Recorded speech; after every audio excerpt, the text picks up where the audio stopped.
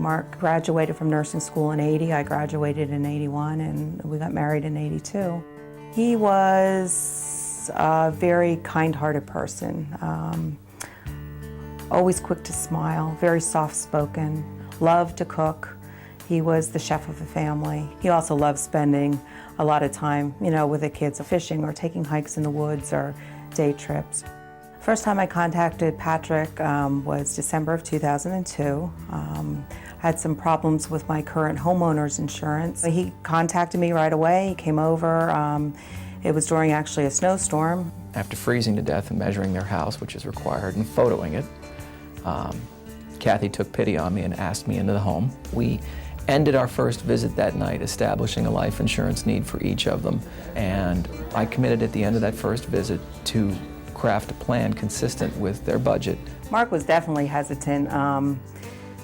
To him, I believe he didn't see life insurance as something on a high priority list, as many of us don't. It was a very telling moment when I delivered those contracts, because Kathy leaned forward to Mark and she grabbed him on the knee and she leaned across the desk and said, "That's fine. We'll take it just like we did it. It's exactly what we need, and we'll find a way to make it work in the budget."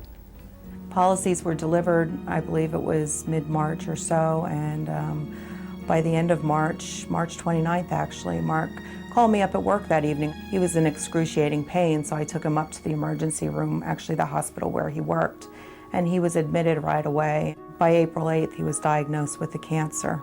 It was pancreatic cancer. It had already metastasized to the liver. When the physicians told him what the diagnosis was, I remember him turning to me and saying, "I'm going to die."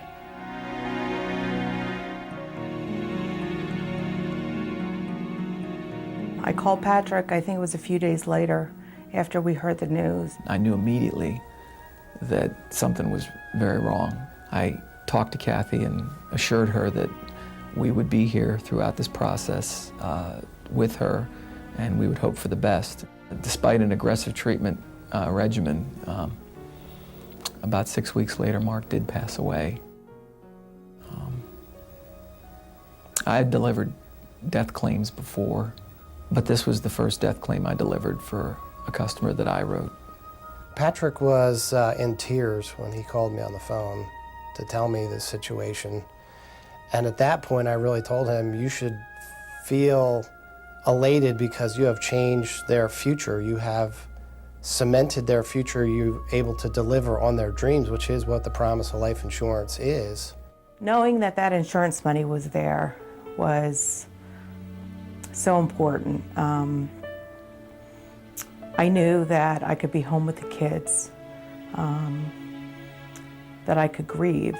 If we didn't have life insurance, I'd probably have to get a job and go to college later in my life, because we wouldn't have the money right now. We would have not have had our house, we would have had to sell, we would have had not the life we're living now, it would have been a lot worse and harder. I look back now thinking, boy, there must have been somebody looking out for us, because just the timing of everything was so important. I never had even thought about obtaining more life insurance. It's just not something that you normally think about. It's nice having an agent that's in your community. It's somebody that you can rely on when things like this happen, and you know that they're going to be there to respond.